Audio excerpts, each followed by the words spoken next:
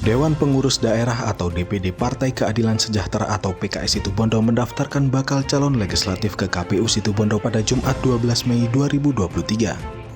Dalam pemilu serentak tahun 2023, bacalek PKS yang tersebar di 7 daerah pemilihan atau dapil didominasi kaum milenial hingga mencapai 46%.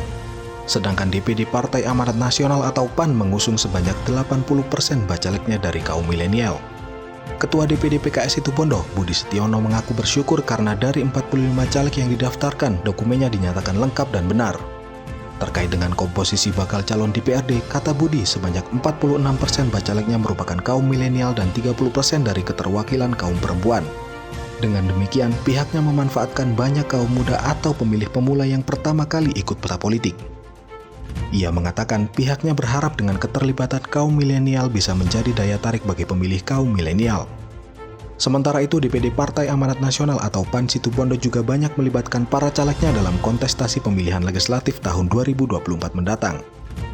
Menurut Ketua PAN Situbondo Gozi Zainuddin, untuk tingkat nasional pemilihan pemula secara nasional jumlahnya mencapai sebesar 60%. Kaum milenial yang dilibatkan, kata Gozi, mereka dari mahasiswa dan mahasiswi IPNU serta pemuda yang memiliki gerai usaha. Gozi tidak membicarakan target yang akan dicapai dalam pemilu tahun ini, namun saat ini harus berproses. Di konfirmasi terpisah, salah seorang caleg milenial dari PAN bernama Dela mengatakan dirinya sengaja mencalekkan diri karena ingin membawa apresiasi kaum pemuda agar tidak golput dalam pemilu. Alhamdulillah pada siang hari ini pendaftaran kami Partai Keadilan Sejahtera dari 45 BCAD yang kami ajukan itu berkas dinyatakan lengkap dan benar. Artinya pendaftaran kami pada siang hari ini adalah diterima. Terkait dengan komposisi BCAD yang ada, sebagaimana tadi yang kami sampaikan, bahwa di PKS itu ada 46% itu adalah kaum milenial. Kemudian 30% perempuan pun terpenuhi.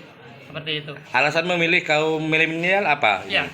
Pak Budi. Kami melihat bahwa secara demografi ya, jadi banyak pemilih pemula, kemudian kaum milenial ini yang secara jumlah itu sangat besar sekali, dan bisa jadi mereka belum pernah mempunyai hak pilih. Artinya tahun 2024 ini menjadi pemilu pertama bagi mereka.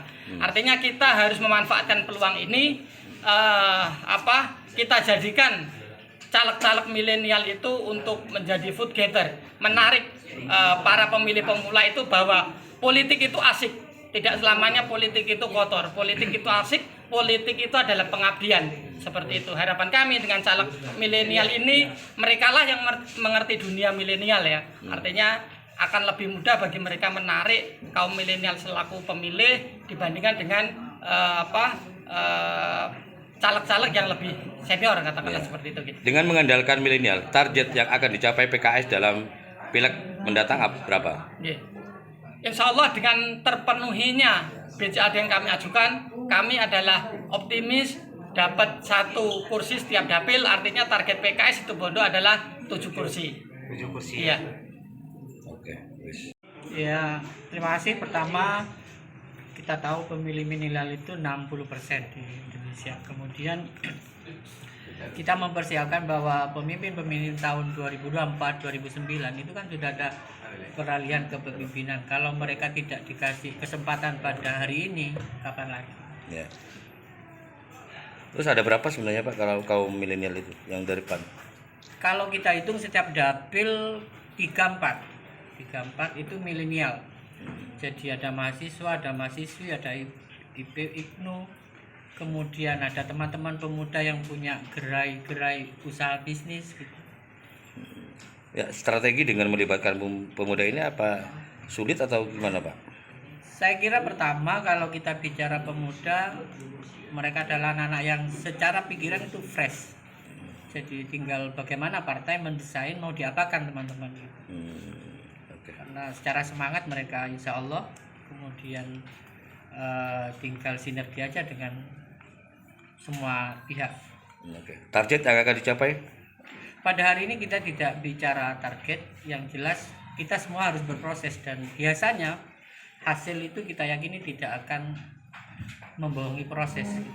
Jadi Jadi kalau kita berproses secara semangat, insya Allah hasilnya juga bagus. Oke.